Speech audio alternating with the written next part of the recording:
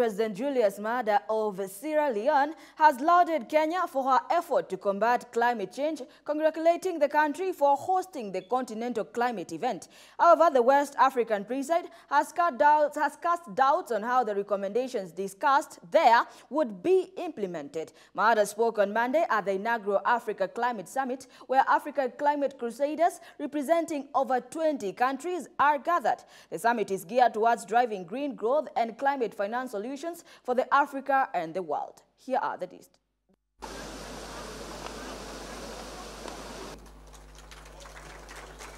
Presidents, anti-climate change campaigners across the world have identified the importance of leading a dialogue against climate change in Africa.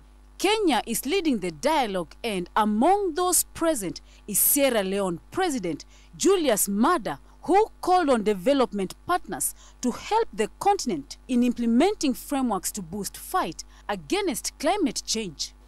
I do not doubt that the financing locally led climate action program will benefit millions of Kenyans and lay a solid foundation for robust climate adaptation efforts over the next decade.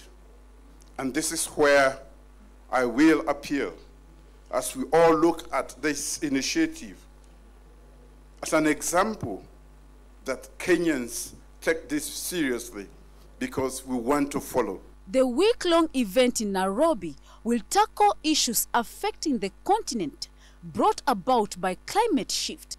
Dr. Babel Kofler is a German ambassador to Kenya who has congratulated Africa for taking this milestone to lead a dialogue that might save the continent. She has said Kenya is helping Africa to set the pace on matters pertaining climate change, thus sending its congratulatory gesture.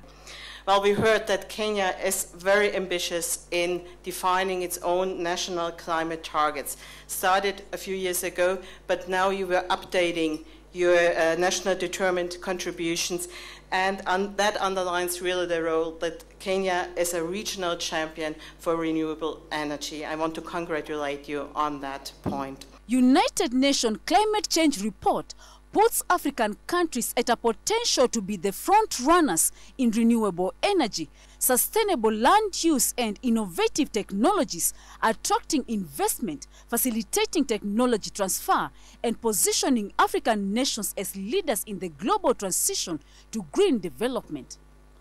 I also want to congratulate you, Your Excellency, in the achievement of convening the first ever Africa Climate Summit alongside the Africa Climate Week.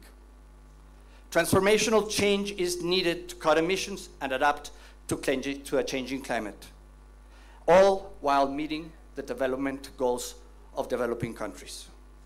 Such a change requires groundbreaking coordination to mobilize resources.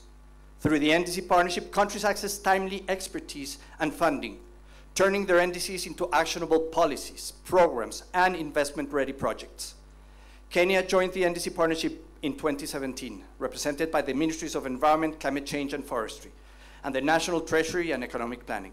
198 parties, the United Nations Framework Convention on Climate Change, UNFCCC, has near universal membership and is the parent treaty of the 2015 Paris Climate Change Agreement. The main aim of the Paris Agreement is to keep a global average temperature rise this century below 2 degrees Celsius and to drive efforts to limit the temperature increase even further to 1.5 degrees Celsius above the pre-industrial levels.